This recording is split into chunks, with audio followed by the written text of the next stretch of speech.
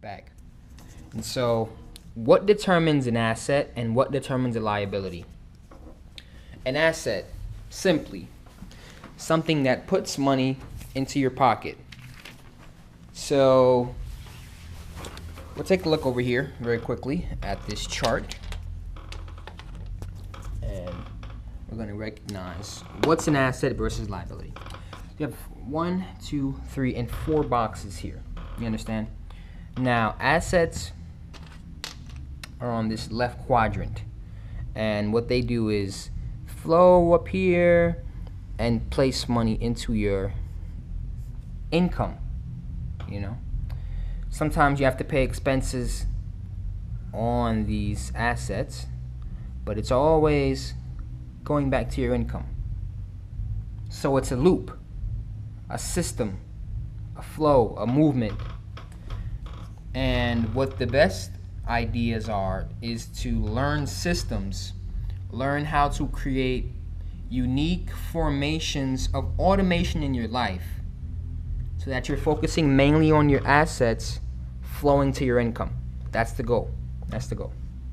Now we're going to talk about some practical and common ways you can get some assets, and some practical and common ways a lot of people buy a lot of liabilities, understanding them to be assets, which is a false understanding, almost a cognitive dissonance that we got to cure, we got to overcome, one step at a time. Don't have fear. Let's do it. Hoodie season, by the way. That's right.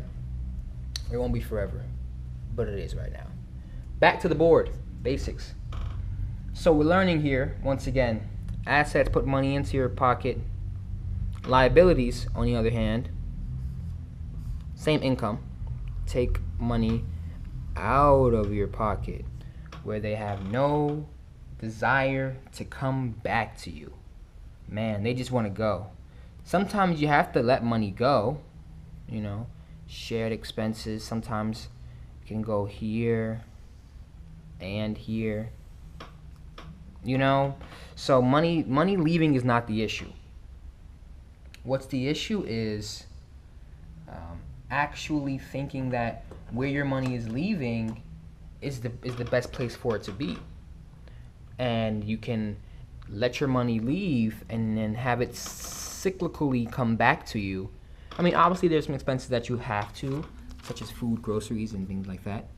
Even then, I'd argue, but for liability's sake, you want to be mindful that you're not thinking this is an actual asset. Breaking that down. Number 1.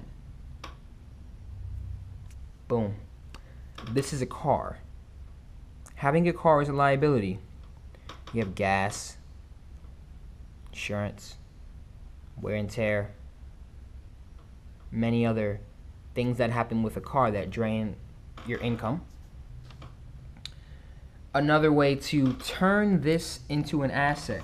Practical ways here. One way to turn a car into an asset: Uber, Lyft, ride sharing, things of that nature. This is the 21st century, people. Let's hop on board. You say, oh, you can't really make money with Uber and Lyft, and it's still going to be a liability. But if you really want to gain your financial education and IQ, what you would do is actually develop your financial income enough off of Uber and ride sharing and from your other investments to have a fleet or a modern day limousine system, you could say. Just thinking, one way to continually have your income statement become independent of this job. That's right. One last thing here, your home. When it comes to your home, you actually have to understand that you can rent your house out. Becomes an asset. If you're just staying in your house, you can own it, but you still have to pay insurance, taxes, and maintain it. You have to do all of those things too. with a rental property, but you're able to continually cycle into your income. Another one, clothing. Start a business. We all wear clothes. Why not start your own clothing brand, your own makeup brand, your own something that you can call your own as a business owner, therefore getting more tax benefits and building that income statement to asset ratio, lowering the liabilities. Commodities, papers. So the message for today, an asset puts money in your pocket and the liability takes money out of your pocket. I'm going to, here's a few questions, or one question, excuse me. If you stopped working today, how much cash flow would you have? How much money would you have coming into your assets and money leaving through your expenses and liabilities?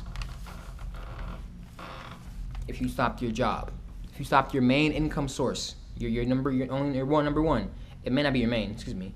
If you stopped your number one income source, how much money would you have coming into your cash flow? Good question to ask yourself. A good reason to join the asset quadrant team.